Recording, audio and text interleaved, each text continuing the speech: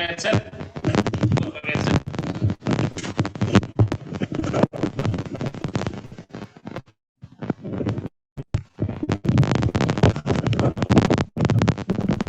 Tes, tes, tes, tes. Ya, sudah masuk, Pak. Masih ini ya, ngebreak. Masih, Pak. Masih sedikit. Tes, tes. Ya, sudah jelas, Pak. Sudah terdengar jelas. Wifi-nya tolong dicek, wifi-nya kelihatannya ikutan tahun baru. Ini maaf teman-teman. Iya, saya ulang lagi ya Pak ya. Selamat malam buat semuanya yang sudah hadir, sudah join pada malam hari ini. Semoga dalam keadaan sehat walafiat semuanya. Nah, untuk narasumber kita yang pertama yaitu nanti ada Master Sapri, dan yang kedua adalah Master Sony, dan yang ketiga adalah Master Solik.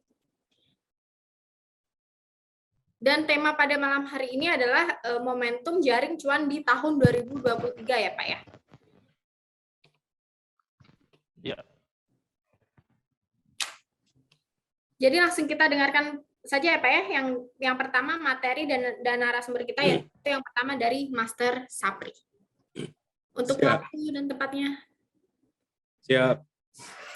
Assalamualaikum warahmatullahi wabarakatuh. Selamat malam. Malam, Pak. Iya, siap.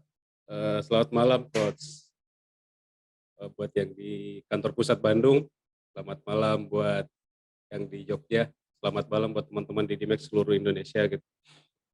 Alhamdulillah tahun 2023, alhamdulillah kita menyongsong 2023 ini. Semoga 2023 ini sesuai dengan materi kita malam ini, yaitu menjaring cuan di 2023.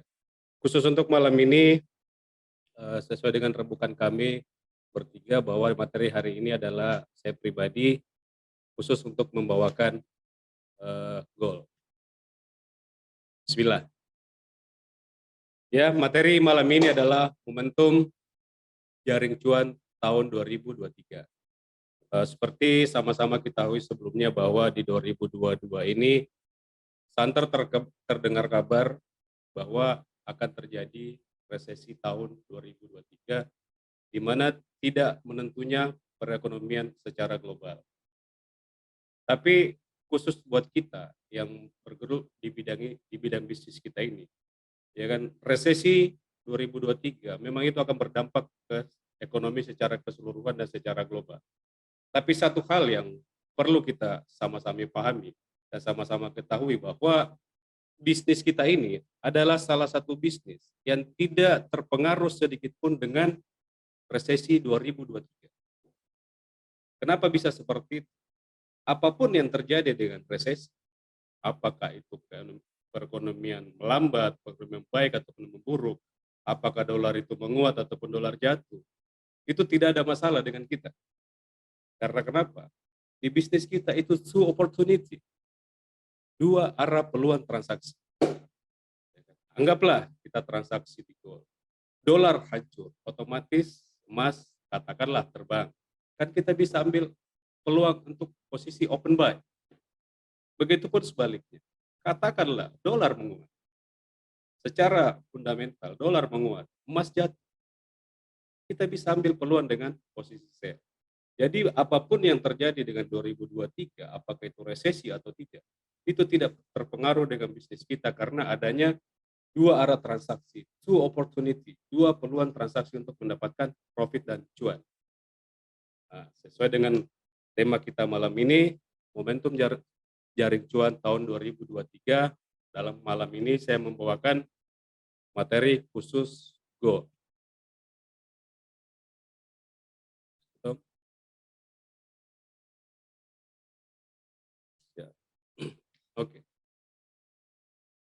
Oke. Jadi materi malam ini saya akan membawakan materi khusus untuk gold ya. Jadi sebelum kita memprediksi market tahun 2023 akan seperti apa, ya kan? Alangkah bijaknya kalau kita harus mereview dulu pergerakan gold tahun 2022. Karena contoh, katakanlah kita day trade, kita transaksi harian, ya kan? Untuk menganalisa market hari ini, data yang kita ambil adalah pergerakan market di hari sebelumnya. Itu secara day trade-nya. Begitupun sebaliknya, untuk memprediksi market mau kemana tahun 2023, data yang kita ambil adalah pergerakan market di tahun sebelumnya. Dalam hal ini di tahun 2022. Tahun 2022 pergerakan market gold itu open di 1929,45, high di 2070,21, low di 1614,67, dan close di 1819,08. Ya kan? Dengan range pergerakan itu 455,54. Secara pergerakan memang lumayan besar, 455 poin secara pergerakan. Tapi secara fundamental dan secara teknikal maksud saya, gold itu kalau kita katakan itu pergerakannya kecil. Sebenarnya karena harga open dengan harga close itu cuma beda 10 poin. Open di 1929,45, close di 1819. Jadi tidak terlalu jauh pergerakannya. Untuk memprediksi market tahun 2023 ini adalah patokan kita. Tetapi di tahun 2020 ada high sepanjang masa gold. Itu terjadi di bulan Agustus, yaitu di 2075,04. Dan harga terakhir yang terjadi di tahun 2015, harga terendah gold itu berada di area 1046,29 per troy ounce. Ini adalah angka-angka psikologis yang harus kita perhatikan di tahun 2023. Di mana high-nya berada di 2070,21 dan low-nya di 1614,67. Itu akan menjadi area-area psikologis baik harga terendah maupun harga tertinggi gold di tahun 2022. Ini adalah menjadi dasar acuan kita untuk memprediksi market, pergerakan market mau kemana di tahun 2023. Next ya. Oke. Dari data pergerakan yang kita ambil dari tahun 2022, ada gambaran yang sedikit saya pengen sampaikan kepada teman-teman sekalian yang ikut live Zoom malam ini, yaitu berdasarkan analisa teknikal menggunakan indikator dinamis yang mendahului harga seperti materi saya sebelumnya, dalam hal ini Ichimoku dan MA. Dari pergerakan yang tampil di layar ini, ya kan, saya memprediksi tidak akan terjadi harga tertinggi sepanjang masa di 2075 yang saya sebutkan tadi. Ya kan? Tidak ada harga itu. Jadi apabila ada harga di 2070 sekian, itu adalah harga yang sangat ideal untuk open sale. Begitupun sebaliknya, di 1614 di 2023 ini, kecenderungan dan kemungkinan besar itu area low yang susah untuk ditembus oleh gold. Ini dengan menggunakan indikator dinamis Ichimoku dan EMA yang mendahului harga. Ini saya bicara secara long term dulu, secara long term, secara tahunan, supaya kita menjadi area-area psikologis market mau kemana. Nah, kalau saya pribadi, dengan dua indikator Ichimoku dan MA ini, tidak akan terjadi harga tertinggi sepanjang masa di 2075. Itu masih menjadi harga tertinggi sepanjang masa. Masa ini tidak akan dicapai tahun 2023. Terlepas dari fundamental ataupun teknikal. Oke, lanjut. Oke. Kalau saya pribadi ya, untuk memprediksi harga gold mau kemana apabila kita transaksi scalping, transaksi day trade atau swing, bukan transaksi long term ya. Salah satu cara yang saya gunakan untuk tanpa menggunakan indikator, tanpa menggunakan analisa fundamental, salah satu cara yang biasa saya gunakan, yang biasa saya sharing sama nasabah-nasabah saya adalah kolerasi dengan market. Bahwa ada pergerakan market yang saling berkolerasi searah dan ada yang berkolerasi berlawanan. Ya, contoh mungkin kalau di mata uang Euro USD versus USD Swiss franc.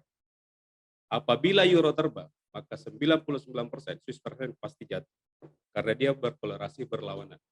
Tapi malam ini khusus saya akan membahas tentang gold yang berkolerasi searah.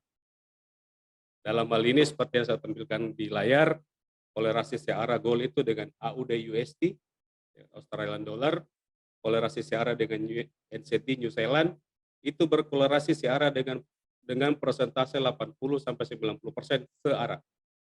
Salah satu mungkin alasannya karena Australia dan New Zealand itu salah satu produsen emas terbesar di dunia yang masuk 10 besar.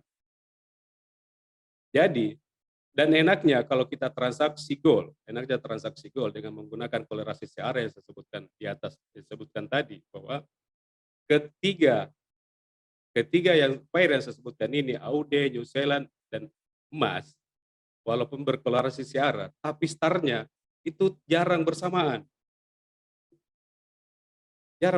Contoh, emas masih sideways. Aussie, New Zealand sudah merangkak berjalan trend up ke atas. 80-90% emas biasanya ikut. Begitupun sebaliknya. Emas sudah terbang, AUD sama New Zealand masih di bawah. Kecenderungannya AUD dan New Zealand itu ikut sebentar. Dan biasa pergerakannya itu persentase antara 80-90% itu pasti searah. Ya kan? Ini kita bicara masalah kolerasi, ini kita bicara tentang karakteristik. Bagaimana sih orang-orang atau nasabah-nasabah atau kita-kita ini yang mau transaksi gold, yang mungkin tidak mau ribet dengan analisa fundamental, yang mungkin tidak mau ribet dengan analisa teknikal. Ada salah satu cara yang sangat simpel, sangat sederhana dengan cara kolerasi. Cari kolerasi gold yang searah, cari kolerasi gold yang berlawanan arah. Itu sangat membantu kita untuk memprediksi harga mau kemana. Ini buat nasabah atau mungkin buat teman-teman yang punya waktu sibuk, yang mungkin agak ribet untuk belajar analisa teknikal, yang mungkin terlalu pusing membaca berita fundamental, yang terlalu banyak referensi untuk itu, di mana satu website dengan website yang lain itu punya analisa yang berbeda, akhirnya kita sama-sama bingung market mau kemana. Saran saya, yang mau transaksi day trade, transaksi scalping, yang suka masuk keluar pasar untuk mendapatkan momentum yang relatif 3-5 poin. Salah satu hal yang saya referensikan itu adalah kolerasi yang searah dengan gold. Dalam hal ini AUD, New Zealand, terkadang juga pound sterling ikut. Karena kenapa? Ya kita sama-sama tahu bursanya emas ya loko London, Inggris. Tapi kalau dengan kolerasi 80-90%, kolerasi searahnya gold itu dia ada AUD sama NZD. Oke, sedikit tambahan lagi untuk teman-teman atau nasabah yang trading di emas, ya kan, karakteristik gold dengan persentase yang sangat besar. Pergerakan emas gold di hari Kamis itu identik dengan pergerakan di hari Rabu. Jadi tinggal lihat pergerakan hari Rabu. Kalau kita mau transaksi hari Kamis, tinggal lihat pergerakan hari Rabu. Hari Kamis kecenderungannya ikut. Dan itu enaknya. Karakteristik gold salah satunya yang sudah saya perhatikan 5-10 tahun terakhir. Seperti itu. Karena pergerakan hari Kamis itu ikut dengan pergerakan hari Rabu.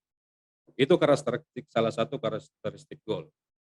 Yang kedua, ya kan, karakteristik gold yang sering terjadi dan sangat sering terjadi, dan itu kita sudah amati 5-10 tahun terakhir. Gold itu akan koreksi di candle ke-15 dan ke-16 di time frame H1. Jadi contoh, di market Asia Eropa, market gold bergerak trade up sebanyak 14-15 candle ke atas. Maka di candle ke-16, waktunya gold itu untuk koreksi, minimal 5 poin. Jadi ada banyak varian untuk kita memprediksi pergerakan gold mau kemana. Ada banyak cara untuk mencari cuan di 2023 dengan memprediksi gold seperti apa. Apapun cara transaksinya, apakah itu day trade, scalping, swing, ataupun long term, ya kan? Ada banyak referensi, ada banyak cara. Nah, kalau saya pribadi di 2023 ini, karena ketidakpastian ekonomi yang terjadi karena adanya isu resesi 2023, saya sarankan untuk jangan transaksi long term. Jangan juga transaksi swing. Karena pergerakan market 2023 itu akan sangat dipengaruhi oleh isu yang terjadi secara global. Maka transaksi yang paling safe menurut saya pribadi adalah transaksi day trade. Tentukan target dan resikonya setiap action, jalankan itu dengan disiplin, dan salah satu caranya adalah memprediksi gol dengan cara mencari kolerasi yang searah dengan gol ataupun mencari kolerasi yang tidak searah dengan gol. Ini cara yang paling simpel, cara yang paling sederhana, tinggal buka di komputer masing-masing 3 currency saja. Australian dollar, New Zealand dollar versus USD. Versus emas maksud saya. Lihatlah pergerakan ini dan enaknya sekali saya tekankan bahwa pergerakannya tidak bersamaan tapi pergerakannya kecenderungan 80-90% itu sama. Ya kan? Kembali ke tema tadi, mencari cuan di 2023. Salah satu cara yang paling efisien untuk mendapatkan cuan, day trade, cuan tiap hari, salah satu cara yang saya rekomendasikan adalah kolerasi market. Nah, kalau kita bicara masalah analisa market dengan menggunakan indikator dinamis yang oleh harga, menggunakan Ichimoku dan MA, mungkin next time di pertemuan selanjutnya akan saya sampaikan seperti apa sih cara menggunakannya, bagaimana cara membacanya, dan seperti apa kita menggunakannya di dalam market. Karena sesederhana apapun indikator yang kita gunakan, sesimpel apapun alat yang kita gunakan untuk memprediksi market, bukan seberapa bagus indikator tersebut, bukan seberapa bagus atau seberapa akurat indikator tersebut, tapi seberapa mampu kita memahami, menguasai dalam menggunakan indikator tersebut. Karena buat saya, indikator apapun itu bukan acuan saya untuk ambil posisi, tapi menjadi bahan pertimbangan saya untuk memprediksi market mau kemana. Pesan saya yang terakhir, ya kan, 3 hal yang tidak perlu dan tidak bisa dilupakan seperti pertemuan kita sebelumnya. Buatlah analisa sebaik mungkin, dari hasil analisa bikinlah trading plan yang maksimal, dengan trading plan itu jalankan dengan disiplin.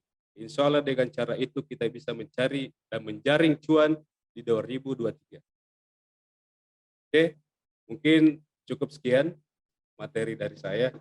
Insya Allah next time kita akan bahas lebih detail lagi, mungkin lebih spesifik ke masalah analisa teknikal. Buat Master Sonson dan Master Sodik, mohon maaf sebelumnya kalau materi saya singkat, selebihnya saya kembalikan ke Mbak Rosita Eti sebagai moderator kita malam ini. Terima kasih. Ya, terima kasih banyak untuk Master Sapri. Ini sangat bermanfaat lagi ya untuk materinya, untuk infonya. Apalagi buat millennials juga nih yang mau belajar trading forex, bisa banget pakai sarannya yaitu tadi, buatlah analisa sebaik mungkin dan serta planning ya Pak ya, agar nanti itu kita bisa mencari cuannya lewat trading forex itu lebih maksimal. Oke, untuk selanjutnya ini ada Master Solik dari Didimex Yogyakarta. Silakan untuk Master Solik, waktu dan tempatnya saya persilakan. Oke, tes. Masih Masuk, Pak. udah lancar? Lancar ya? Iya.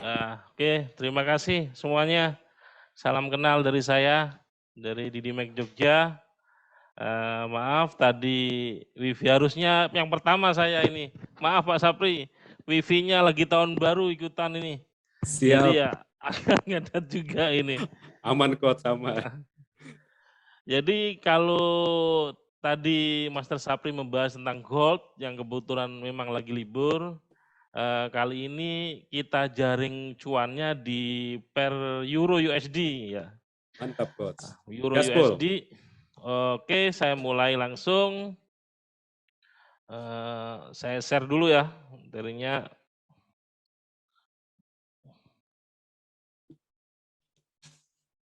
Oke, udah nampak? Udah nampak belum? Sudah, Pak. Udah ya? Mantap, sudah Coach. Oke, saya langsung pakai ini ya, aplikasi langsung MT5. Saya ini set dulu.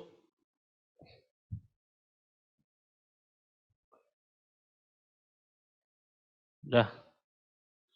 Saya coret-coret dulu, nanti kita kalau misalkan ada waktu kita bareng-bareng. Oke, Euro USD teman-teman. Pergerakannya kalau bisa dibilang bagi seorang trader pemula atau teman-teman yang baru memulai trading forex itu sangat-sangat disarankan untuk main di pair Euro USD. Kenapa? Yang pertama geraknya lebih smooth, gak begitu volatilitasnya gak begitu kencang ya, gak begitu kencang meskipun dia termasuk salah satu pair mayor, pair yang berhubungan ada USD-nya. Tapi karena pergerakannya relatif kecil, itu sangat disarankan bagi teman-teman yang baru memulai trading. Biar gak shock ya istilahnya. Kalau teman-teman baru mulai trading, terus tiba-tiba kok main pair itu artinya pasangan ya teman-teman kalau masih ada yang belum tahu. Jadi pasangan dalam kita trading mata uang, falas itu sendiri. Kalau teman-teman pemula langsung memulai di pair yang mungkin volatilitasnya lebih tinggi, kayak gold, ada GJ itu agak tinggi, kemungkinan kalau ke floating pun shock juga teman-teman nanti. Kok segini besar ya gitu. Jadi berhubung tahun baru, untuk mengawali kita semuanya cari yang smooth-smooth aja gitu. Yang smooth-smooth, yang penting kan hasilnya, yang penting kan kita bisa cuan di dalam trading forex. Oke, kita membahas ini ya, outlook review dari Euro USD. Teman-teman kalau perhatikan Euro USD di kecenderungan market harganya itu dari tahun tertingginya itu di 2014 ya. 2014 itu jaya-jayanya euro, mata uang Eropa. Itu kalau kita rupiahkan, itu bisa nembus antara $1, 1 euronya bisa antara 25 sampai hampir 30.000 gitu. Itu 2014. Setelah 2014 kalau kita lihat market di time frame yang lebih besar weekly, kecenderungannya mengalami turun ketika udah nyampe level resisten paling atas 1,4 ribuan, itu kecenderungannya euro mulai agak ini turun, apalagi dengan turun paling titik terendahnya kemarin menjelang 2022 akhir ketika ada konflik antara Rusia dan Ukraina. Nah, itulah yang paling tragisnya dari Euro USD itu ketika menjelang perang. Ketika ada Rusia mengeluarkan statement tentang penekanan gas. Jadi pasokan dari gas yang notabene Eropa adalah pasokan dari Rusia itu di stop secara fundamental, itu berpengaruh banyak terhadap pergerakan dari euro sampai pada titik terendahnya di 0,09 ribuan. Kalau kita rupiahkan itu menyentuh 1 euronya 13.000 sampai 14.000. Bayangkan, dari tertingginya antara 2014 itu bisa sampai 26.000 1 euro dirupiahkan, bahkan sempat paling tingginya itu 28.000. Pada titik terendah kemarin sekitar bulan kita lihat kemarin bulan 9 atau September ya. September itu berada pada titik terendah Euro USD, hampir kalau dirupiahkan 1 euro itu setara dengan 13.000. Itu berefek pada fundamental perang itu sendiri. Kalau teman-teman lihat outlook-nya itu dari 2014 sampai ke 2022 akhir itu mengalami penurunan drastis euro. Nah, balik lagi ke ini seperti kita menjaring cuannya gimana nih tahun 2003. Nah, 2003 kembali lagi. Ini ada dua momentum. Yang pertama kemarin kalau teman-teman perhatikan secara fundamental Januari akhir itu mengeluarkan statement Vladimir Putin secara garis besar fundamental sangat berpengaruh ke euro karena memang sangat-sangat mepet ya berbatasan antara Rusia sama Ukraina dengan Eropa, itu berimbasnya sangat-sangat tampak sekali. Beda sama Amerika atau USD ya. Karena memang agak berjauhan, tapi yang paling dekat dengan Eropa. Secara resiko pun lebih mendekati dengan realnya kayak gitu. Jadi Putin mengeluarkan statement bahwasannya akan ada pembukaan jalur gas baru. Jalur gas kemarin diblokade kan, Di blokade, pembatalan dari gas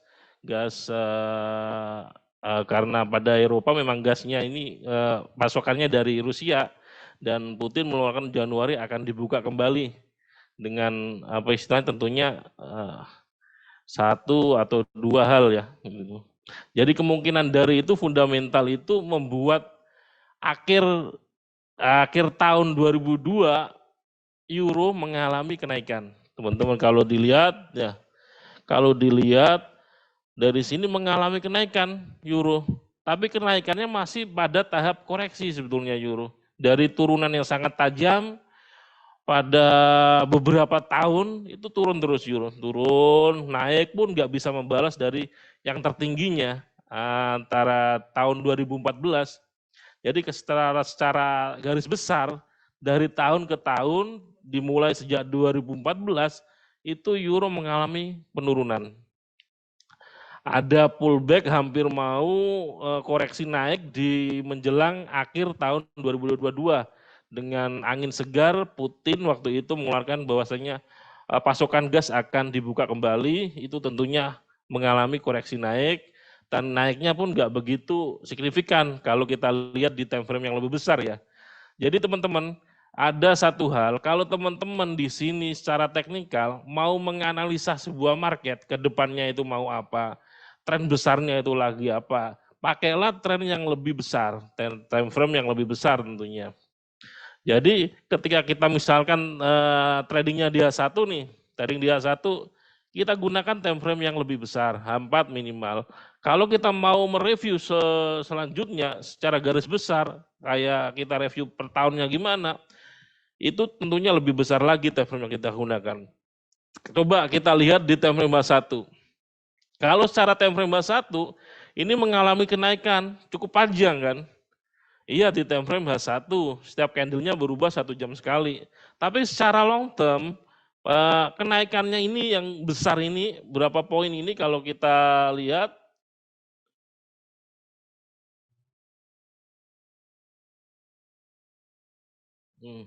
hampir 100-an poin pun masih relatif kecil ketika kita bandingkan dari tahun ke tahun, review dari tahun ke tahun. Jadi pada dasarnya Euro USD dari 2014 sampai tahun 2022 itu mengalami penurunan yang signifikan. Dari yang tertinggi 2014 itu kalau teman-teman punya cadangan euro itu udah panen cuan itu bisa nembus 26.000 rupiah. Sampai pada batas terendah 13 sampai 14.000 tahun 2002, bulan September kemarin, September Oktober, waktu ada perang itu sendiri. Nah, kembali lagi ke 2023 teman-teman, apakah nanti akan kembali turun setelah mengalami koreksi naik, ataupun bahkan akan melanjutkan kenaikannya? Itu tentunya banyak faktor yang harus terjadi. Yang pertama memang ini, faktor yang paling penting antara Rusia Ukraina. Kalau mereka masih saja ya seperti kemarin nggak ada isu perdamaian, nggak ada apapun, malah lebih memanas, tentunya malah akan semakin memberatkan Euro USD. Dan tentunya ada tantangan resesi tahun depan. Banyak kan para analis-analis dunia bahkan memperkirakan bahwasannya tahun depan bakal ada resesi gila-gilaan. Nah kalau resesi gila-gilaan, cara satu-satunya ya tentang untuk menaikkan suku bunga. Kalau kita secara bicara fundamental, mau seberapa kenaikan suku bunga itu, kemarin toh euro sudah mengalami kenaikan suku bunga hampir 30% kan. Jadi kalau kita naikkan lagi, maka akan batas maksimum tentang resesi itu. Tergantung nanti kita lihat tahun depan apakah memang ada resesi, kalaupun ada mungkin itu akan memberatkan kembali mata uang euro USD itu setelah ada koreksi naik yang enggak seberapa kayak gitu. Kita lihat areanya di mana? Kalau diperkirakan tahun ini mungkin bulan-bulan ini menyentuh di area 1.06 sampai 1.07. Antara itu dia mengalami koreksi naik. Nah, kalau dia bisa nembus tuh area resistennya yang paling dekat, kemungkinan dia juga akan mengalami kenaikan ini 1.79. kemungkinan akan mengalami kenaikan sampai 1,08 lah. Nah, itu pun sudah cukup bagus gitu, untuk awal tahun ini di euro. Tergantung, nah ini Amerika USD juga berpengaruh sangat banyak nantinya. Jadi kalau kita lihat teknikal nih, secara teknikal dia satu, nah marketnya masih cenderung di sini di area 1,06, 1,06. Jadi targetnya mungkin ada di area 1,08, 1,08. Ketika dia sudah berada di sini, kemungkinan akan naik lagi. Apakah bisa sampai 1,1? Ya itu lumayan besar untuk mencapai sana.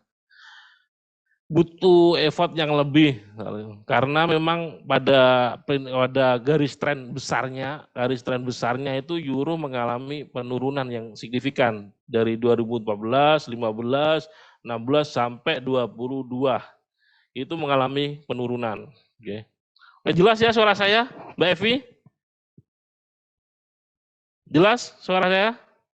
Iya, sudah jelas, Pak. Oke, saya lanjutkan lagi. Oke. Saya lanjutkan. Nah, ini saya sudah saya plankan di mana area resistnya, di mana area supportnya, area besarnya gimana. Nah, tugas seorang trader tentunya ketika kita mau menjelang tahun baru kayak gini, ini adalah momen-momen urgent kita dalam trading. Kenapa? Karena mau dibawa kemana arah market itu sendiri kan. Kita harus bisa men-set minimal yang paling gampang itu adalah support resisten kita areanya. Area support resisten areanya di mana nih? Kita cukup set aja supportnya di mana, resistennya di mana, kayak seperti ini nih. Area supportnya berada di area sini 1,05, mungkin area terendahnya. Apakah bisa? Ya bisa-bisa aja gitu. Untuk menuju resisten pun hanya butuh berapa poin? 11 poinan. Nah, 11 poinan. Beda dengan SAU ya, beda dengan gold.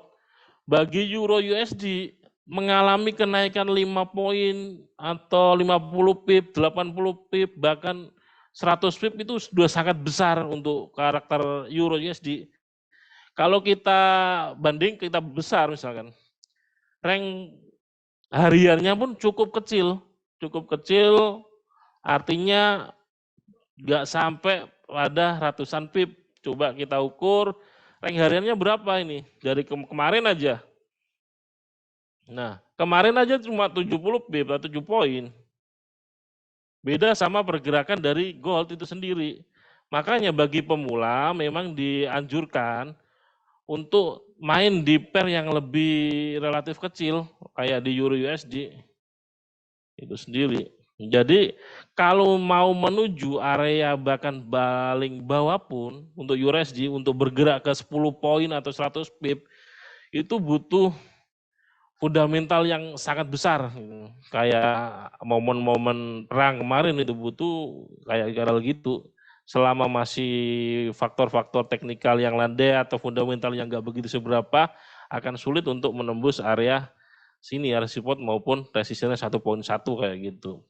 Jadi gitu untuk indikator yang saya pakai kebetulan indikator yang sangat simpel teman-teman. Indikator EMA Merdeka sama stokastik. Stokastik hampir semua trader tahulah hal kayak gini. Saya kasih tambahan set sama support resisten atau supply and demand itu sendiri. Jadi apapun teman-teman mau pakai indikator itu, pastikan ya cuma itu aja gitu. Jangan dicampur-campur, jangan dicampur adukan dengan indikator yang lain. Sudah lebih baik kita paham satu indikator yang memang sederhana menurut kita tapi menghasilkan daripada kita belajar berbagai indikator toh ujung-ujungnya kalau kita belajar banyak indikator itu gak akan trading teman-teman. Kenapa? Karena saling membandingkan gitu. Padahal tujuan trading itu sendiri tentunya satu mencari profit. Kalau tuh ada indikator satu meskipun sederhana yang bisa menghasilkan, dan kenapa kita harus berubah? Ya kan kayak gitu. Jadi apapun indikator teman-teman yang pakai, ya udah itu udah kuasai bener-bener gimana rule-nya, gimana karakternya, itu benar-benar harus dikuasai kayak gitu. Nah, selain untuk saya mau indikator untuk melihat tren, saya juga untuk melihat kekuatan dari volume candle itu sendiri. kapan dia berada di overbought, kapan dia di oversold, itu juga harus setidaknya saya harus tahu kayak gitu. Apalagi bagus indikator 1 bilang sell, indikator 2 bilang sell. Wadah itu udah bagus udah.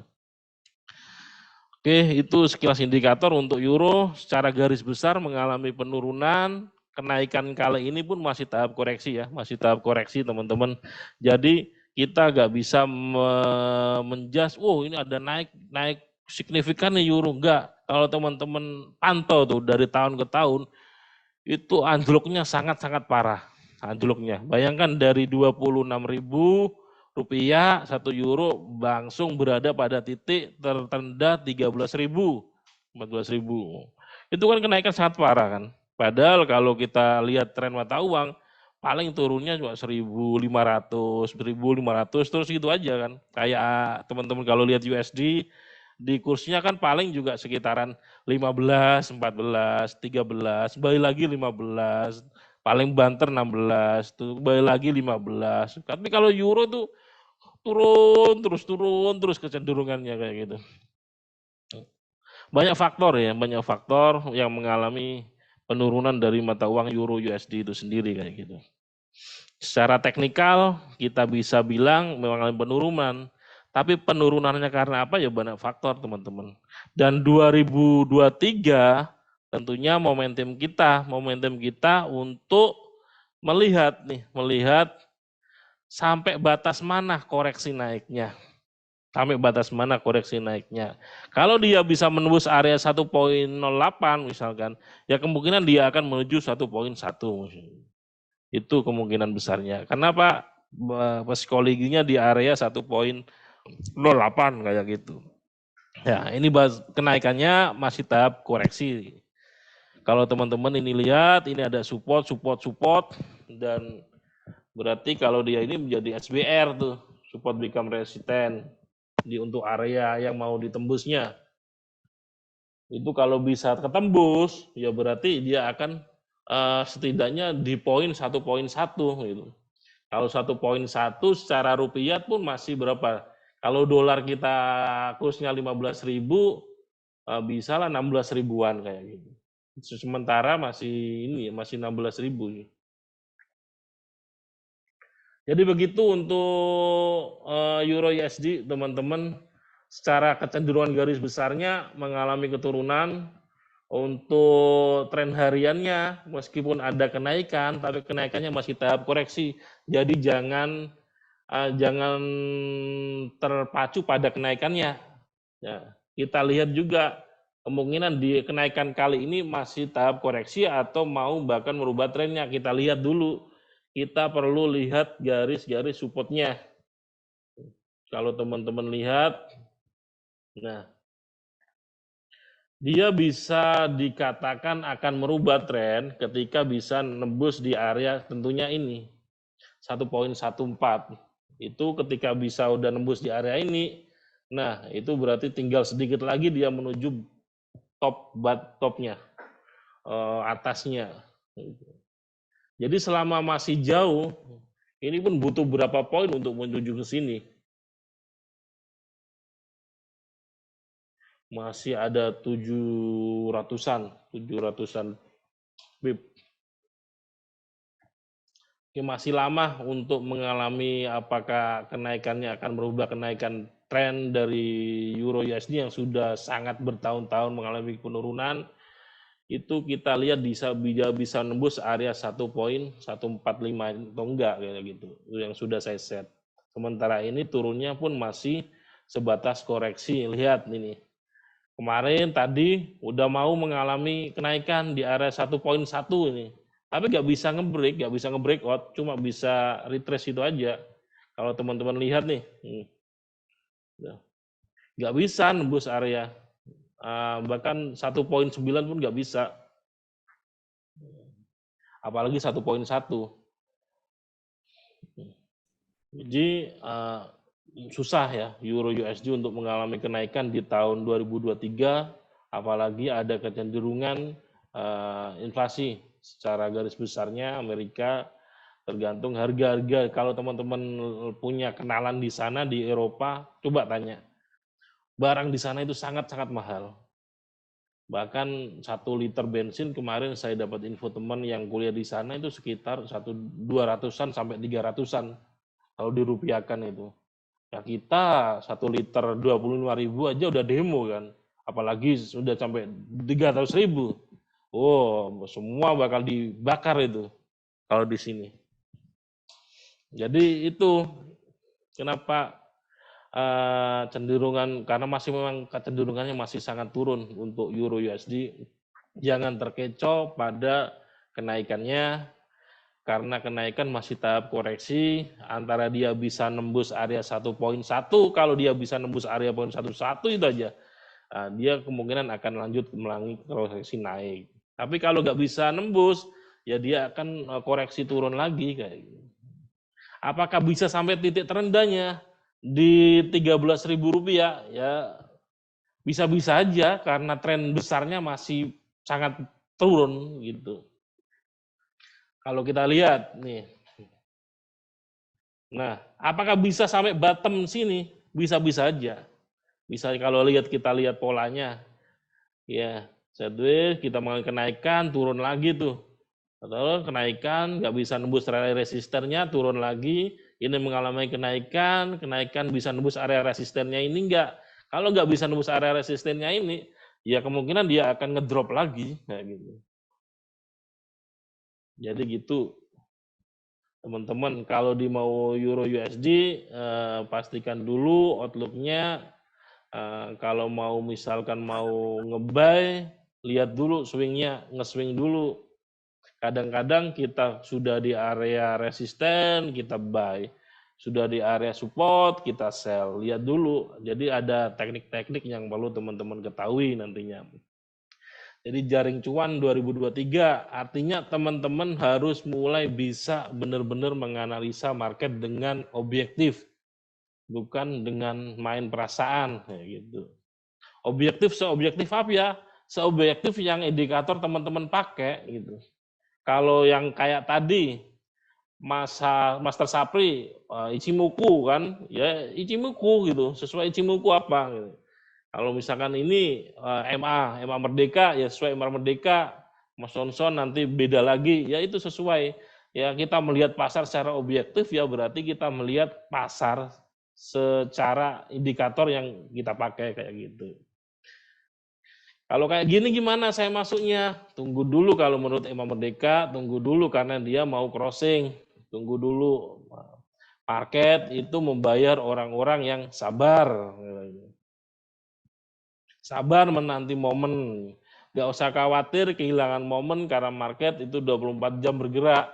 Kalau toh hari ini kita ketinggalan momen, ada nanti lagi akan ada momen-momen lagi. Jadi gak usah khawatir. Faktor-faktor lupa ketinggalan momen nih, nanti pasti akan ada momen lagi untuk kita masuk. Jadi gak usah khawatir tadi. Yang penting wait and see. Daripada kita ke floating, keburu-buru masuk, kita akhirnya ke floating, lama-lama mental kita down. Kalau lihat floatingan merah parah, lebih baik kita tunggu. Tunggu, wait and see. Ya, cara mudahnya, dia sudah di area mana? Kalau memang cara termudah untuk kita melihat market, itu udah di area mana marketnya? Udah di area resisten kah? Udah di area support kah? Kayak gitu. Kalau misalkan dia sudah di area resisten, ya kecenderungannya pilihannya cuma 2. Dia mau breakout atau dia mau retrace. Kalau dia mau breakout, bisa langsung ke penerusannya. Kita bisa ambil buy. Tapi kalau dia retrace gimana? Ya berarti dia akan kecenderungannya akan kembali ke area support. Ya gitu. Simple itu sebelumnya trading. Kalau teman-teman pahami, kalau teman-teman secara garis besar paham apa itu area tinggi dan area rendahnya, batas-batasannya. Jadi kayak gitu teman-teman. Mungkin cukup segitu aja yang bisa sampaikan tentang outlook dari Euro USD. Daripada dasarnya secara kesimpulannya, Euro USD dari tahun ke tahun mengalami penurunan. Kenaikan akhir tahun ini pun hanya sebatas kenaikan koreksi, itu aja. Apakah 2023 itu akan melanjutkan koreksi naiknya atau bahkan kembali mengalami penurunannya? Tergantung banyak faktor yang harus dihadapi. Kalau dia bisa membreakout area resisten, tentu dia akan mengalami koreksi naik lagi. Tapi kalau nggak bisa, dia akan kembali ke penurunannya. Apakah bisa tembus di area 0,09, 0,09? Bisa-bisa saja karena tren turunnya masih sangat besar kayak gitu. Oke, mungkin itu aja untuk hostnya. Kalau ada yang tanyakan mungkin lebih intens tadi, ketika materi sudah saya sampaikan bisa tanya-tanya biar lebih jelas nanti kalau ada tanya-tanya jawab. Oke, gitu aja Mbak Evi. Saya serahkan ke co-host. Iya, thank you untuk Master Solik ya, untuk ilmunya sangat-sangat bermanfaat juga. Tadi juga saya sudah menulis sedikit ya, untuk sebenarnya sangat disarankan untuk pemula itu di Euro USD. Jadi buat teman-teman nanti yang mau tanya bisa nanti setelah Master Sony ya. Dan sekarang ini untuk Master Sony dari Didimax di Bandung. Silahkan untuk Master Sony.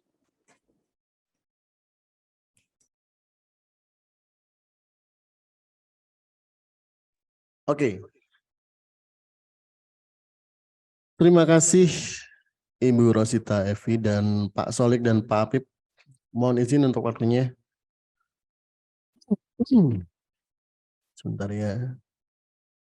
Masih ada yang masuk ya. Oke.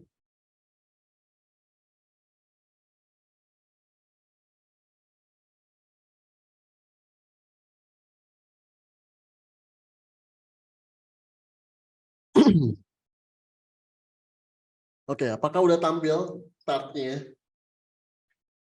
Sudah, Master Sony. Sudah ya. Oke, terima kasih. Oke, selamat malam semuanya. Bertemu lagi bersama saya ya, Samsan. Bersama Pak Solik dan Pak Apip. Tentunya di Zoom. Bareng-bareng ya. Zoom bersama Didimax. Gitu.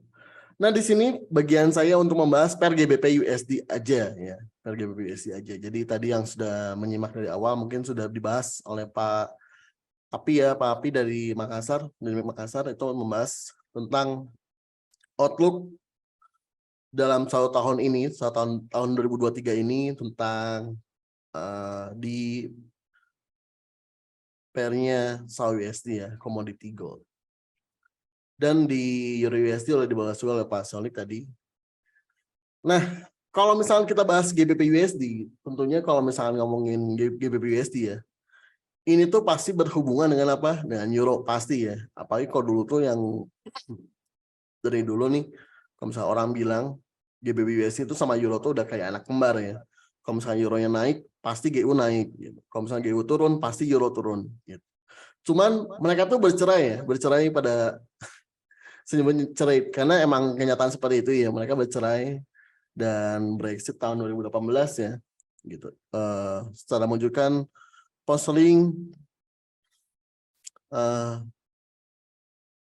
keluar dari zona euronya karena ya dengan berbagai hal alasan banyak banget lah yang artinya mereka lebih memutuskan ingin keluar dari zona euro. Hasilnya apa? Hasilnya tentu aja mata uang pound sterling dan euro sama-sama jatuh ya. Kalau misalnya kita lihat tadi dari weekly ini. Nah ini nih kalau nggak salah ini. Mana 2018 ya. Nah ini di sini nih ya 2018. Di mana ini akan terjadi jatuhnya drop banget ya. Nih, awal mula kan 2016 ya, 2016 awal mulanya ada isu akan keluar, cuman beberapa kali sidang, pertemuan, akhirnya pending lagi, dan beberapa menteri kabinetnya pun banyak yang undur diri, dan pada akhirnya disahkannya 2018. Ya. Sama hasilnya ya, kalau dari weekly ini kelihatan banget sih dropnya tuh ya. Gitu. Kalau dari H1-nya serem banget loh. Kalau dari weekly kelihatan kecil, tapi kalau misalkan dari H1-nya ini serem banget, apalagi mata uang GBP JPY yang saat itu benar-benar range-nya gila-gilaan besarnya ya. Dan di tahun 2022 ya, setelah tahun kalau kita di sini 2021 ya 2021 ya 2020 ya ketika corona melanda. Nah, tapi pound sterling cukup menguat ya. setelah melakukan adanya membuat harga terendah baru tahun 2020. Sebenarnya ini bukan terendah baru ya. Saya pernah cek itu pernah di tahun 85 sekitar berapa ya? Lupa saya tuh. Tuh pound sterling sempat lagi ke terendah terakhirnya di 112 dulu tuh ya gitu. Dan tahun 2022 ini hampir semua mata uang yang berhadapan dengan USD yang dipasangkan dengan USD hampir semua membuat low baru ya. Kalau AUD USD pun sama ya, hampir semua yang dipasangkan dengan USD membuat low baru. Karena tahun 2022 USD benar-benar strong parah ya, benar-benar kuat banget. DXY-nya sampai 135 ya misalnya. Itu tinggi banget kan. Dan apakah saya lihatnya kenaikan GBP USD ini suatu pola pembalikan atau ini hanya koreksi ya? Kalau kita lihat di sini, ini sebenarnya ada dua kacamata sih ya, dari weekly. Kalau saya gini kan, ya dari weekly dan H1. Mana situ? Nah ini H1 ya. Bukan daily ya, daily deh. Nah, kalau dari daily dan weekly-nya, kalau saya bandingkan seperti ini, ya ini emang berbeda ya. Kalau dari satunya ini lebih condong ke pola pembalikan. Ya. Kalau dari satunya liatin. Ya. Kalau dari satunya ini lebih condong ke pola pembalikan.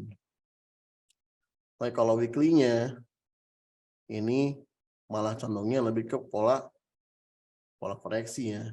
Pola koreksi. Adanya false break di sini. Ini saya nyebutnya false break-nya. Adanya pola false break di sini. Ini memungkinkan aja GBP USD bisa turun lagi ke bawah. Ya, di awal tahun GBP USD bisa turun lagi ke bawah di awal tahun tuh.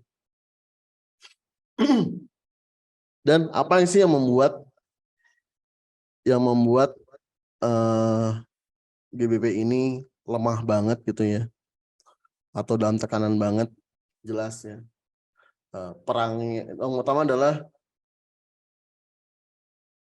adalah jelas banget perangnya perangnya Ukraina ya.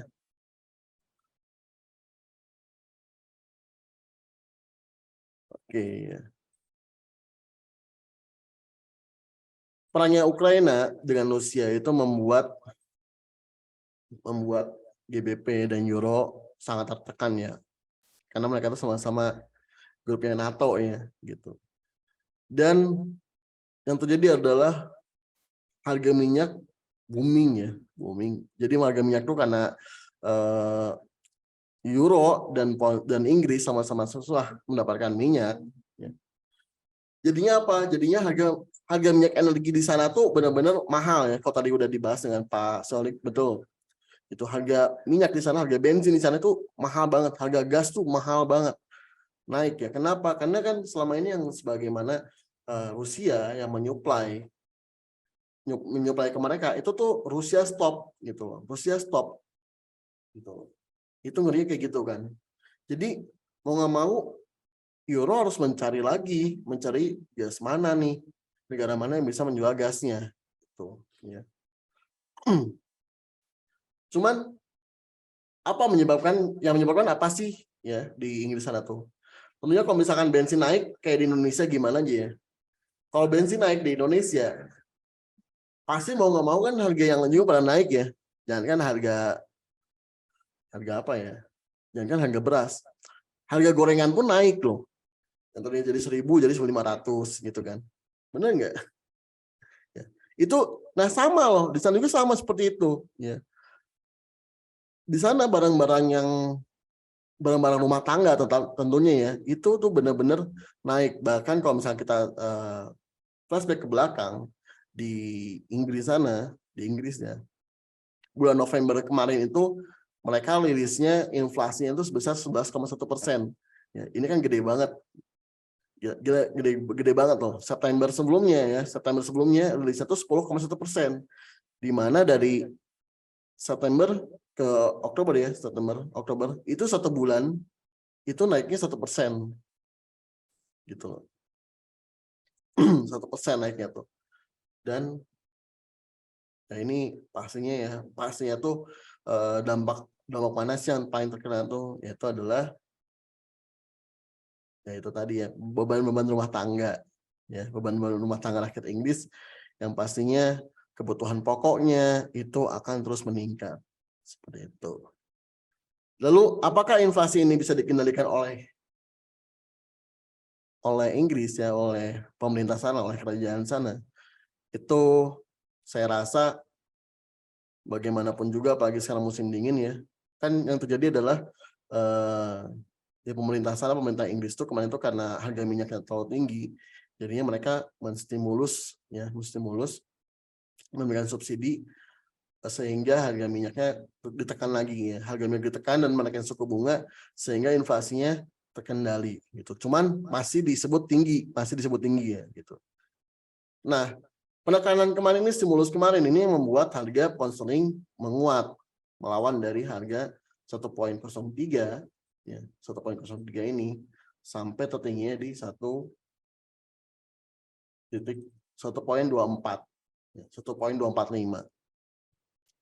gitu. Jadi menurut saya itu adalah bagus banget ya. Jadi ada dua pola pandang sih. Dari fundamentalnya jelas ya, dari pola fundamentalnya jelas ketika ada stimulus ya pasti mata uang Inggris akan menguat. Tapi dari segi besarnya ekonomi besarnya, makronya, Inggris ini belum bisa dikatakan menguat, belum bisa dikatakan bagus, positif untuk data fundamentalnya gitu ya. Jadi sehingga apa? Sehingga kalau misalkan saya dari teknikalnya lihatnya seperti ini ya. Kenaikan ini adalah asset taking profit di mana seller udah bagus banget, udah mencapai seller ya, ini ke sini. Ini udah mencapai target maksimalnya. Mereka udah kenyang banget ya. Mereka udah kenyang banget sehingga ya ada yang asset taking profit seperti ini gitu. Dan didukung oleh apa? Oleh tadi fundamentalnya seperti itu ya, gitu. Jadi ini ada dua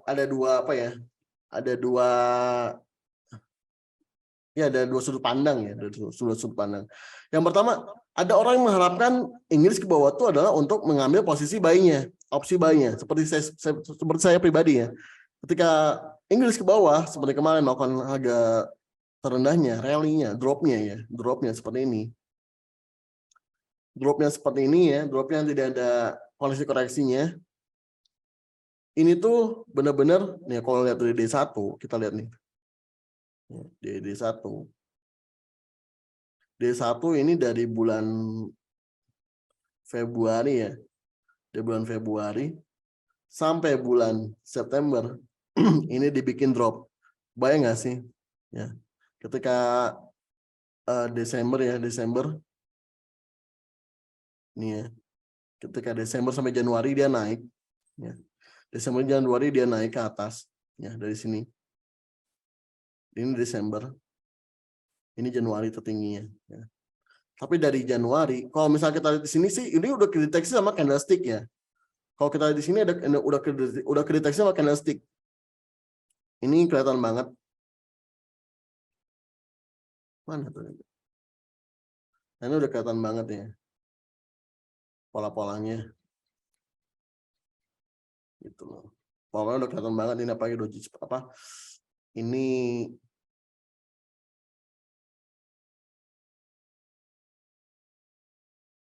Dragonfly doji itu saya lupa ya. Gitu. Ya ini Dragonfly doji ya. Dragonfly doji lalu didukung oleh Biris. Karena Biris masuk jadinya lihat banget nih ya, dropnya cukup dalam gitu. Ini orang mungkin banyak MC di sini ya. Orang mungkin banyak MC di sini GBP/USD karena saya yakin banget orang pasti banyak nge-buy ya. Orang pasti banyak nge-buy melihat harga GBP/USD hampir melakukan double bottom-nya di sini. Hampir ya. Saya bilang hampir banyak melakukan orang double bottom di sini. Dan termasuk saya pribadi ya. Termasuk saya pribadi mengharapkannya ini double bottom. Ketika 14 apalagi ada respon di sini ya, ada respon di sini. Pasti yang dilakukan orang itu adalah narik Fibo dari sini ke sini. Ya. Narik Fibo dari sini ke sini lalu pada nge-buy di sini tuh. Ya, pada nge-buy. Saya nge-buy di sini termasuk saya juga nge-buy di sini ya. Udah pola-polanya saya nih, udah pola-polanya saya yang dimana ini sideways, lalu dia balasnya ke atas, dan ternyata bagaimana hasilnya di breakout ke bawah gitu. Ajaibnya adalah itu tadi ya, Fibo ini lucunya seperti ini. Saya nggak paham Fibo ini punya siapa, bukan punya siapa, ciptaan siapa ya ini ya. Bahkan ya pembuat Fibonacci aja bilang Fibonacci ini diciptakan oleh Tuhan langsung gitu ya. Dan lagi-lagi bawahnya tuh low-nya itu anehnya pas banget di 4236 ya. Polanya seperti ini jadi Fibonacci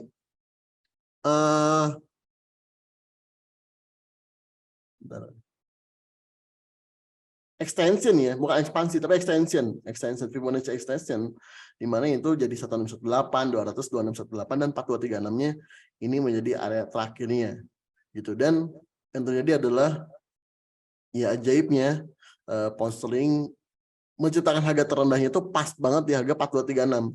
Jadi gimana? Jadi ya udah, ini Fibonacci ini udah clear dan nggak ada utang gitu, nggak ada utang untuk harga buat sampai ke sini lagi tuh nggak ada gitu, nggak ada utang ya. Gitu. Jadi di sini kemarin mungkin orang ada yang dapat buy-nya ya. Tapi kalau misalkan yang kalian bertanya-tanya, kenapa sih kemarin ada di sini levelnya ya? Kenapa sih pas banget di harga ini? Kenapa bisa terendahnya di sini? Ya ini jawabannya ya. Jawabannya buat teman-teman. Karena kalau misalnya kita tarik Fibonacci di sini, ya awalnya Fibonacci ini ditarik, awalnya menjadi Fibonacci retracement. Ya. Harapannya menjadi Fibonacci retracement. Tapi ternyata dia berfungsi menjadi Fibonacci extension. Gitu ya. Jadi pas banget di sini, 4236. Oke, kita lihat ininya.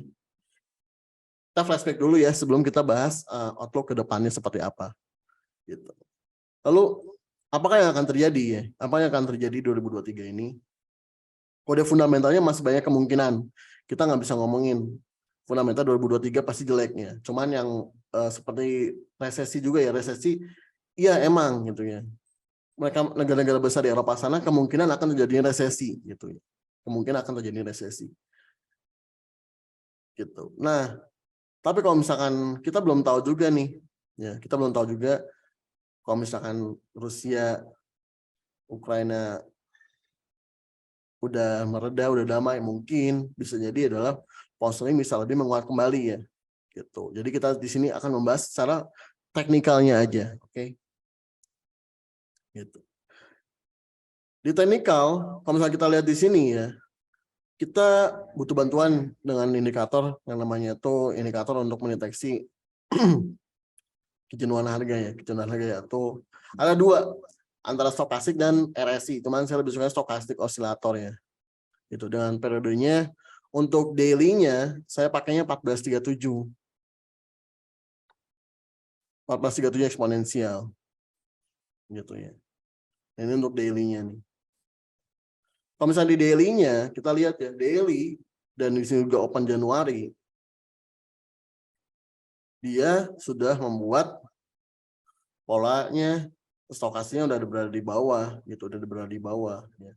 Udah berada di bawah nih si daily-nya tuh. Cuman kalau misalnya kita dari monthly-nya, bentar, saya gantinya. Nah ini monthly ini. Nah kalau kita lihat dari monthly-nya, ini bagus juga polanya ya. Polanya bagus juga karena kalau kita lihat di sini, ya ini membuat polanya. Saya nggak lihat shadow-nya, sama sekali ya. Tapi saya lihatnya pola candle-nya aja nih. Ya, ini pola candle seperti ini. Saya bacanya sih ini termasuk 3 inside up ya, di mana 1, 2, dan 3-nya nusuk ke atas. Ini maksudnya persection 3 inside up sih. Ya. Ketika ada pola ini, biasanya dia harga akan melesat naik. Biasanya. Kapan pola ini false? Ya. Pola ini invalid. Pola ini invalid ketika ada 2 sih. Ya. Pola ini invalid ketika ada 2 batasannya tuh. Di sini, ya di sini dan di sini juga sama bisa. Jadi pola ini invalid ketika harga bawah sini lagi. Jadi apa? Maksudnya gimana? Jadi maksudnya gini. Selama harga belum balik ke bawah sini di harga 1.09173, pound sterling masih ada harapan untuk naik ya. Jadi untuk apa ya? Ya untuk tahun 2023 ini masih fokus untuk buy aja, ya. Masih fokus untuk buy GBP USD aja, tapi bukan buy sekarang, karena gimana? Itu tadi lagi-lagi kita membutuhkan pola atau indikator dari osilator lagi ya. Gitu. Kita ngomong money ini. Tapi untuk osilatornya, stokastiknya ini pakai stand biasa aja, ya 533, simple. Tapi ini eksponensial ya. Bedain periodenya. Kenapa harus dibedainnya? Karena kalau misalnya 14 pasti akan lebih lama gitu. Ya. Di monthly dan di weekly, di daily ya, ini ada perbedaan ya. Kalau kita lihat di sini. Benar, sebenarnya. Dimana kalau misalkan kita ngomongin di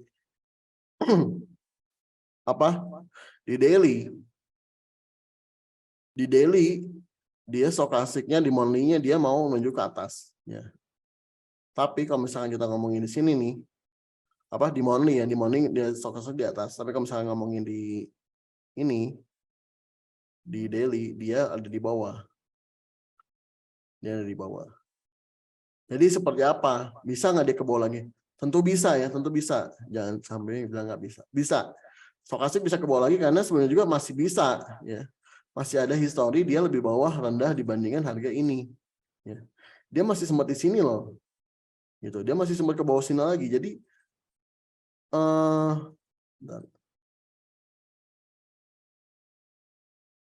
nah, ya. Jadi di daily akan sama dengan di weekly ujung-ujungnya tuh ya. Akan sama dengan di weekly. Simbolnya kita bisa tarik aja Fibonacci juga sama ya, dari sini ke sini. Nah, saya lihat dulu.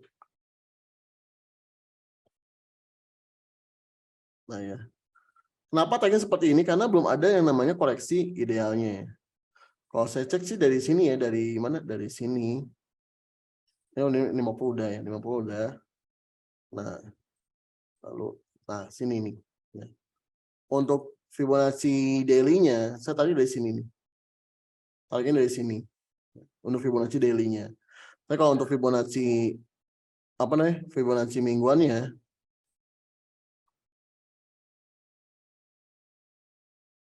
mingguannya, saya tarik dari sini ke sini. Gitu. Kalau kita tangkap seperti ini, kita polanya adanya di mana nih? Di sini nih. Ini buy levelnya 142.1 ya. 142.1. Kita tandain dulu. Yang ini dilihat lebih nggak pusing. Kalau misalnya di bulanan, area buy-nya di sini. Ya. 140.21. Ya.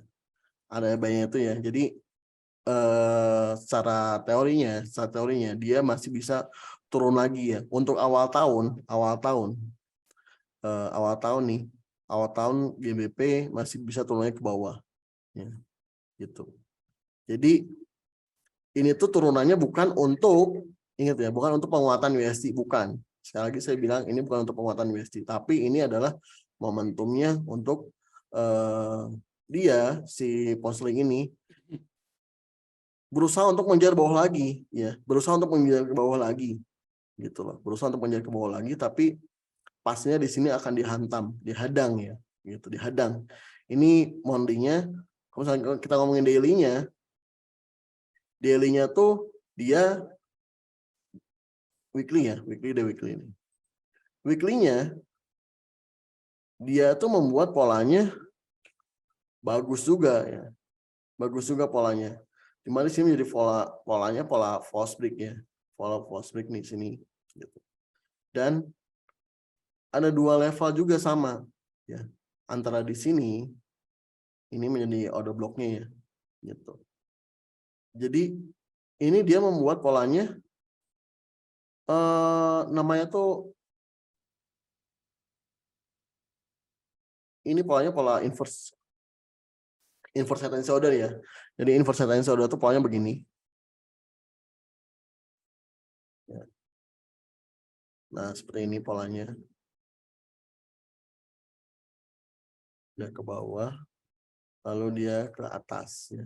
Ketika breakout dia ke atas seperti ini. Nah ini pola inverse head and shoulder seperti ini teorinya tuh. Ya. Secara teori seperti ini. Dan kalau misalnya kita aplikasikan ke sini, ya, aplikasikan kita ke mana namanya? Ke chart weekly, ya, ke chart weekly. Ini masih bisa berpotensi ke sini nih. 18, ya. 176 tuh. 176. Jadi mungkin aja dia GBP masih bisa ke bawah ke 176, lalu dari sini dia ngajar ke atasnya. Gitu, seperti itu ya. Minimal ke sini minimal ya. Minimal ke sini nih, minimalnya.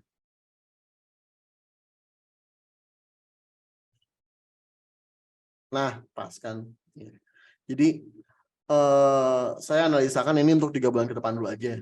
Ya, saya coba analisa untuk 3 bulan ke depan. Jadi di bulan Januari ini saya rasa masih ada penurunan ke bawah. Ya. Masih ada penurunan ke bawah untuk apa namanya? Untuk GBP USD ya. Sampai harga 1.76. Ya. Nah, di sini baru kita untuk ambil momentum untuk buy-nya ya. Jadi buy di sini nih. Nah, di sini 1. Lalu yang keduanya adalah di sini. Ini untuk GBP USD seperti itu. TP-nya pastinya di sini ya. Gitu. Ini TP-nya di sini. Ya. TP-nya di sini. Dengan exit point-nya. Exit point-nya tentunya di sini ya. Mau nggak mau. Jadi kalau kita ngomongin ini banding 1 banding berapa gitu ya. Kalau kita ngomongin, nah ya. Kalau kita ngomongin 1 banding berapa, ini kita hitung dari sini ya. Ini ke sini 9, cukup jauh ya. 9, hampir 900 poin, 900 pip ya. 900 pip, ini ke sini 900 pip. Ini ke sini sama, jadi 1 banding 1 kalau dari sini. Kalau dari sini 1 banding 1. Tapi kalau dari sini buy-nya dapat buy di sini, ini sekitar 1.200 pip, dan ke sini sekitar 600 pip. Jadi 1 banding 2. Kalau buy di sini kita dapat 1 banding 2 di sini 1,2. Kenanya perkiraannya kapan? Ya perkiraannya ini sekitar masih Februarian lah ya, Januari Februari ya. Kondisi Januari ini mungkin Februari. Gitu. Tergantung apa fundamental yang terjadi gitu. Cuman kalau misalnya kita lihat dari sini monthly ini ada salar ke bawah, biasanya sih lebih condong turun dulu ya, lebih condong turun dulu. Tapi ingat turunannya ini kalau saya sendiri saya perhatikan untuk ambil momentum buy-nya aja ya. Jadi buy limit, boleh nggak buy limit? Boleh, silakan. Boleh, silakan buy limit gitu. Oke. Jadi outlook-nya udah, signalnya juga sudah. Ini signal jangka panjangnya ya. Kalau misalnya signal intraday, jangan sesekali ingat ya. Kalau belum siap dengan long term, saya bilang jangan sesekali untuk coba long term ya. Karena bakal nggak bisa tidur. Teman-teman nggak bisa tidur. Aduh kok nggak naik-naik ya. Gitu. Aduh kok nggak naik-naik, kok nggak TP-TP ya. Ya jelas, kita kan menganalisa dari weekly ya. Jadi jangan harap besok langsung TP. Enggak juga ya. Kita ngomongin weekly dan bahkan ini udah ngomongin tahunan 2023. Dan kita ngomongin ini adalah kuartal pertama ya. Kalau 1 kuartal pertama itu adalah 3 bulan pertama. Dari Januari sampai Maret. Januari, Februari, Maret. Kita ngomongin ini, ya inilah analisa seperti ini. Di sini buy-nya, buy 1 di 1.176, buy 2-nya di sini. 1.14033. Seperti itu. Oke, jadi sekian dari saya. Silakan bila ada yang bertanya boleh langsung ditanyakan kepada moderator kita ya. Terima kasih. Ya, thank you buat Master Sony. Ini juga bermanfaat ya guys ya, tips and triknya, apalagi untuk pasar tadi juga diberitahukan ya untuk tipsnya untuk sobat trading untuk bulan depan tadi ya. Jadi ini juga waktunya untuk Q&A ya guys ya. Buat kalian yang punya pertanyaan bisa banget nanya ya untuk Master Sony, Master Sapri, dan Master Solik. Kita lihat dulu ya. Kita scroll dulu. Ini tadi sudah banyak yang nanya ya Master ya dari awal mulai tadi sebenarnya. Kita scroll dulu.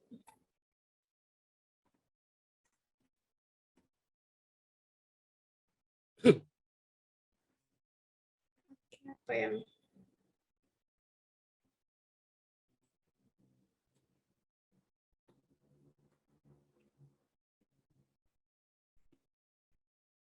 Oke, ini ada pertanyaan dari Aris Putra ya, Master ya. Ini pertanyaannya adalah questionnya, kalau untuk euro itu maksimal nyari, correct me if we wrong ya, ini TP ya, baca Master. Nyari TP dan ngasih SL berapa ya, Pak? Ini mungkin Master Solik dulu nih yang dari di Dimas Jakarta bisa menjawab. Untuk selanjutnya nanti Master Sony dan Master Sapri. Master Solik?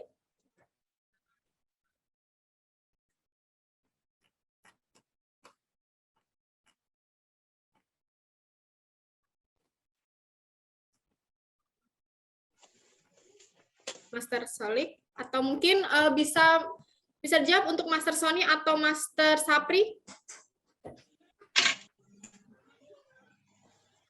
Siap. Suara saya kedengaran, Bu? Terdengar?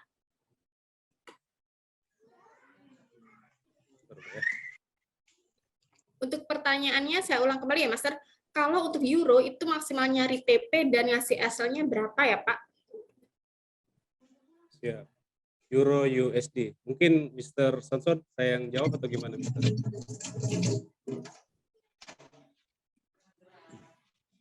Halo. Ya, boleh. Siap. Boleh ya. Untuk euro sendiri ya, untuk mata uang sendiri kalau misalkan kita ngomongin SE dan TP-nya, biasa untuk bukan biasanya tapi untuk 50 pip itu udah cukup besar gitu. Cuman kita nggak bisa ngomongin harus 50 pip harus berberapa ya. Tapi yang paling bijaknya itu adalah lihat dulu support resistennya aja gitu. Support resistennya udah gitu ditambah sekitar 20 sampai 30 pip. Gitu. Itu sih. Ya, kalau untuk mata uang ya, termasuk Euro USD kan termasuk mata uang kecil ya, pennya kecil. Jadi dari resisten supportnya boleh ditambahin 20 pip, sekitar 20 sampai 30 pip. Kalau mata uang GU ya itu besar ya. GBP USD range-nya besar seperti emas juga, cuman di bawah emas. Untuk TPSL-nya dari support resisten ditambahin sekitar 30 sampai 50 pip itu. Bisa saya tambahkan mungkin, Mr. Sonson? Boleh. Iya. Jadi kalau saya pribadi ya, untuk masalah risk management, alangkah bijaknya kalau kita seimbangkan ada antara risk management dengan rasio atau target. Contoh, katakanlah seperti yang Mr. Sonson tadi sampaikan bahwa risk manajemennya atau stop loss-nya euro itu adalah 30 pips. Alangkah bijaknya kalau targetnya juga 30 pips. Jadi ada keseimbangan, ada balansi antara target dan risiko. Jadi dengan yang paling sederhana dengan menggunakan rasio 1:1. Katakanlah TP-nya 30 pips, stop loss-nya juga 30 pips. Jadi itu adalah salah satu cara untuk membantu kita menjaga keamanan dana setiap kita transaksi. Karena kalau saya pribadi, katakanlah nih Mr. Sonson ya, atau mungkin yang bertanya tadi, seawam-awamnya kita lah, atau sebodoh-bodohnya kita lah dalam menganalisa market. Anggaplah persentase analisa kita itu ya 70-30% atau minimal 60-40%. 60% analisa kita benar, 40% analisa kita salah. Dengan menggunakan rasio 1:1 yang seperti yang saya sebutkan tadi, artinya kalau kita persentase 10 kali transaksi, ya kan dengan persentase analisa 60-40%, artinya kalau kita transaksi 10 kali transaksi, 6 kali benar, 4 kali salah. Dengan rasio 1:1, artinya kita masih dalam keadaan profit 2 kali entry.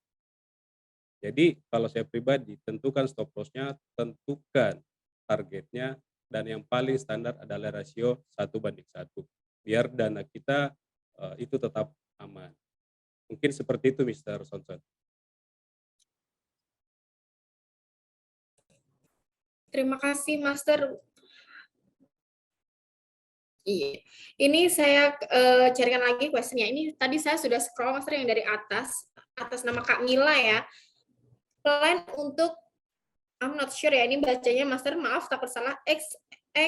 XAU/USD gimana coach? Nah, plan untuk XAU/USD gimana coach? Ini silahkan untuk apakah Master Sony atau Master Sapri atau mungkin Master Solik, apakah masih error untuk mic dan komputernya?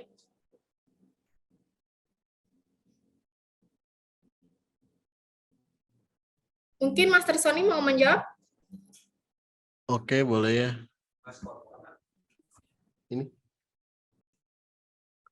Oke. Pak Apis silakan. Sau, Mas mau jawab? Siap, boleh, Bos. Kebetulan karena saya yang bawa materinya, jadi mungkin saya yang jawab, mungkin Coach Abe. Mohon izin. Oke, silakan. Tampilan Excel sudah muncul di layar, Coach? Sudah. Oke. Sudah. Jadi ada banyak pertanyaan tadi saya sempat lihat di kolom komentar ya. Ada pertanyaannya bagaimana plannya emas untuk besok, ada yang mau open buy tapi takutnya buy di pucuk. Terus ada juga yang bertanya weekly goal itu seperti apa buat minggu depan, pergerakannya seperti apa untuk 1 minggu mungkin. Nah, mungkin di sini ada tampilan XAU/USD walaupun hari ini market USD lagi tutup ya. Jadi mungkin saya akan jawab sekaligus plan XAU seperti apa. Terus ada yang pengen buy takut buy di pucuk. Terus plan untuk weekly goal mau kemana minggu ini gitu. Mungkin yang pertama saya jawab dari pertanyaan Pak Yoga, yang kebetulan menurut beliau adalah member dari Kota Makassar. Silakan jalan-jalan ke kantor Pak Yoga. Soalnya kita sharing-sharing masalah market. Ya kan? Untuk pertanyaan Pak Yoga gitu. Hal pertama yang perlu kita sama-sama sepakati adalah bukan takut kita ambil posisi buy di pucuk ataupun sell di low, ya kan, itu bukan menjadi hal yang paling utama gitu. Jadi menurut saya pribadi hal yang paling utama sebelum kita action itu adalah planningnya, ya kan? Kalau kita buy targetnya berapa, risk manajemennya berapa, kalau kita sell berapa targetnya, berapa stop lossnya, itu dulu yang paling penting. Untuk masalah posisinya benar atau tidak itu hal kedua, ya kan, karena jangan sampai posisi kita benar kita bingung mau lepas profit di berapa. Begitupun sebaliknya, jangan sampai posisi kita salah, kita stres, kita mau close di mana. Karena ada 2 hal yang sering terjadi di dalam kita transaksi. Yang pertama, ya kan, ada ketakutan. Yang kedua, ada harapan. Ya kan, di mana kedua hal ini itu sering salah tempat. Pertama, di saat kita buy, kita berharap harga naik. Di saat harga naik, ada ketakutan buat kita gitu. Jangan sampai profit kita ini yang sudah profit anggap $200-300 bisa berkurang jadi $100 atau bisa balik modal. Itu tidak ada masalah sebenarnya. Tapi yang jadi masalah itu adalah harapan. Apabila kita ambil posisi sell, market turun. Karena tidak ada trading plan, ada harapan di sana. Harapan semoga harga balik. Jadi hoping. Ya kan? Jadi ada 2 hal yang sering salah tempat. Ada ketakutan melihat warna biru, ada harapan di saat posisi kita warna merah, ada harapan posisi itu kembali. Iya kalau kembali, kalau tidak. Nah, jadi tempatkanlah 2 hal ini di tempat yang sama. Gitu. Karena data berbicara bahwa orang yang mengalami kerugian di bisnis ini, itu bukan orang yang berani buang rugi. Tapi 99% orang yang mengalami kerugian di bisnis ini adalah nasabah atau orang yang berani tahan posisi rugi. Itu dulu mungkin pertanyaan yang dari Pak Yoga tadi. Sekarang saya jawab secara singkat. Planning goal buat besok atau buat minggu depan itu selalu ada planning yang berbeda-beda, tergantung dari karakter kita untuk transaksi seperti apa. Apakah kita day trade, scalping dan lain-lain. Ya kan? Saya ambil contoh yang paling simpel lah. Yang paling simpel, anggaplah contoh kita pakai trend line. Ya kan? Kita pakai trend yang simpel dan sederhana lah. Ya kan? Ini cocok buat orang yang transaksi scalping. Walaupun tarik garisnya tidak terlalu rapi ya. Tapi kan seperti ini lah bentuknya. Dari tampilan layar seperti ini, buat teman-teman yang trading scalping, udah tahu area sell, area buy di mana. Dan kita sudah bisa menentukan apabila kita buy TP-nya di berapa, apabila kita sell stop loss-nya di berapa, TP-nya di berapa. Ini buat scalping.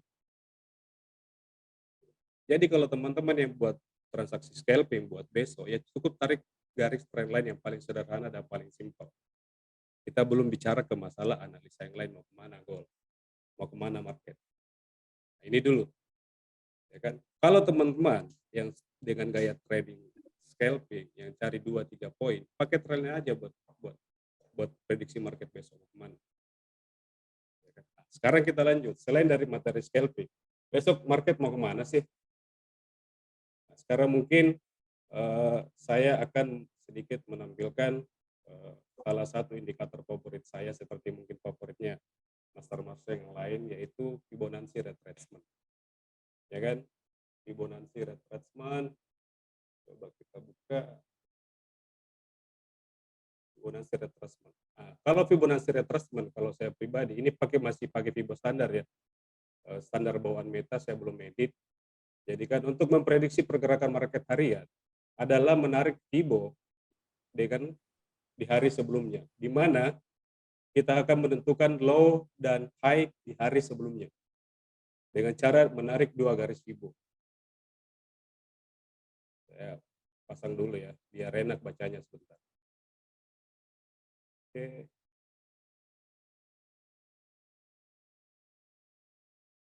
Baik ya. Oke. Ada 2 garis Fibo yang saya tarik dengan cara tarik garisnya 0 sama 100% di high dan low di hari sebelumnya. Saya pasang atas bawah itu untuk mengetahui kalau market ini larinya sampai, kalau market ini jatuhnya sampai di mana, kalau market ini naiknya sampai di mana. Kita bicara dulu masalah market Asia. Ya kan? Market Asia sebelum menjelang Eropa, market itu tidak akan pernah bergerak di antara area 100 sama 0%.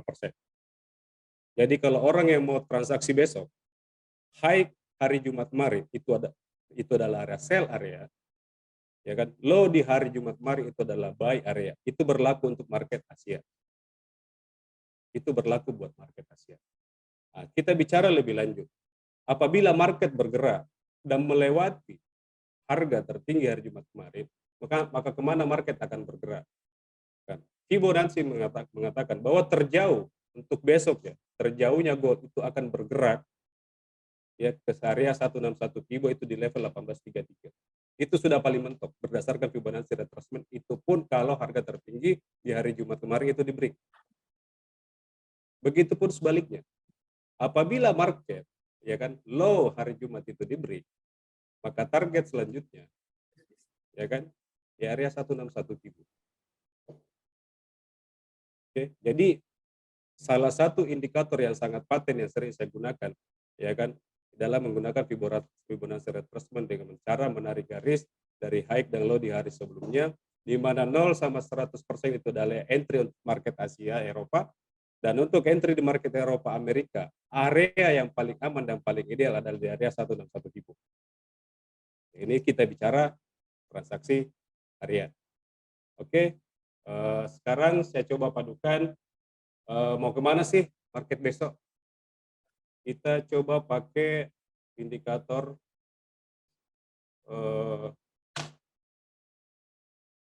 moving average, eksponensial.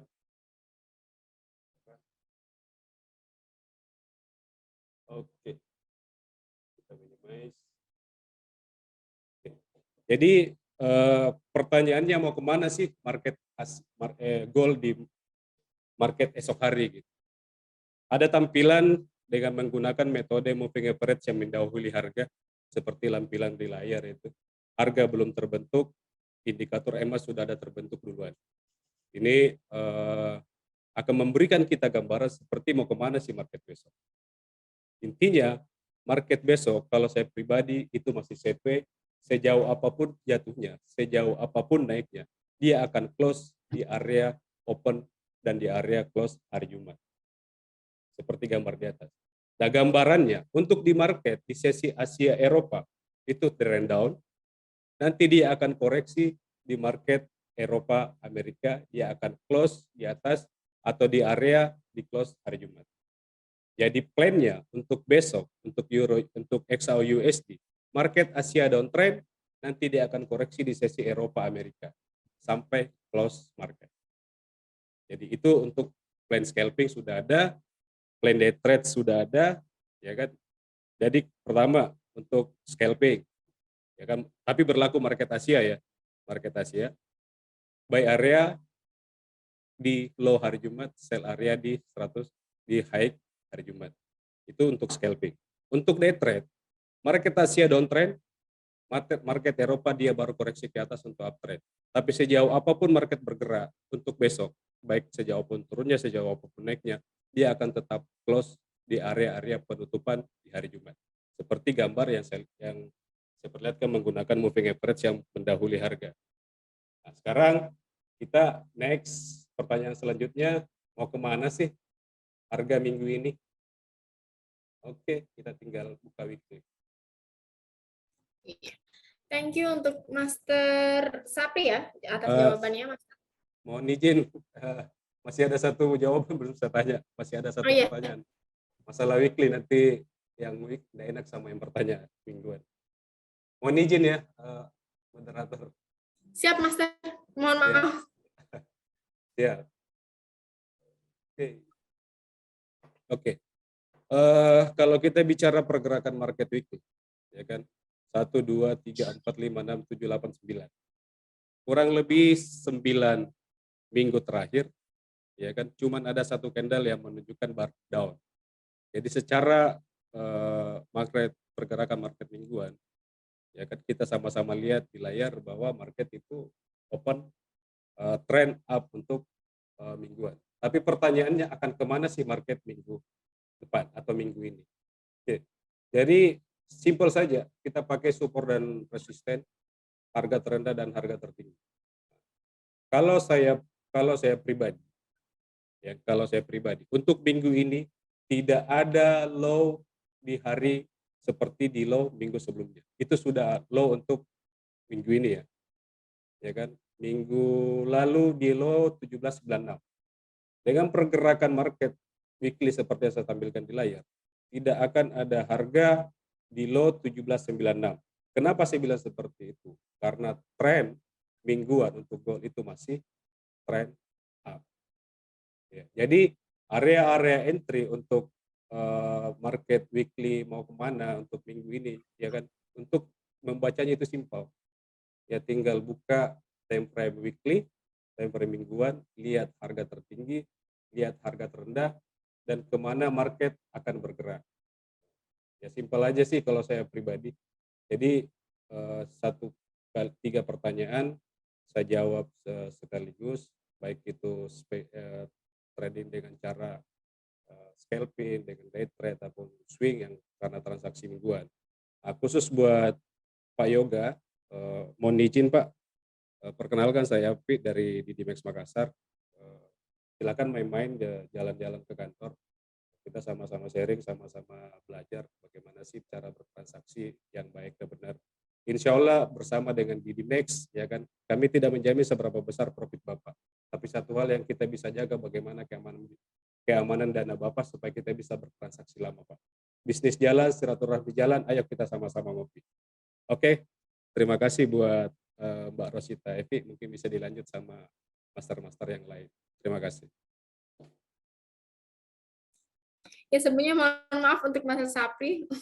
Nah, terima kasih banyak untuk Mas Sapri untuk penjelasannya. Jadi tadi sudah diberi tips ya untuk tahun ini, mungkin planning-planning ya buat sobat trading. Jadi biar ada planning yang terencana gitu. Jadi apa ya untuk kinerjanya atau untuk trading forex-nya untuk tahun ini. Dan saya meminta maaf ya untuk semuanya yang berada di sini mewakili Master Solik dikarenakan tadi ada kendala di komputer dan mic-nya.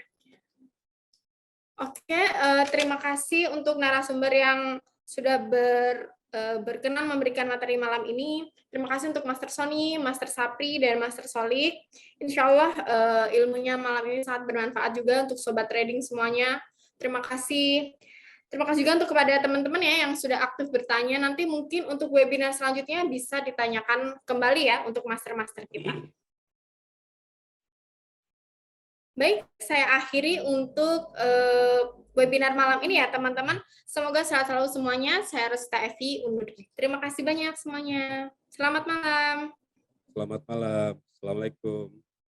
Waalaikumsalam warahmatullahi wabarakatuh. Assalamualaikum semuanya. Terima kasih. Waalaikumsalam.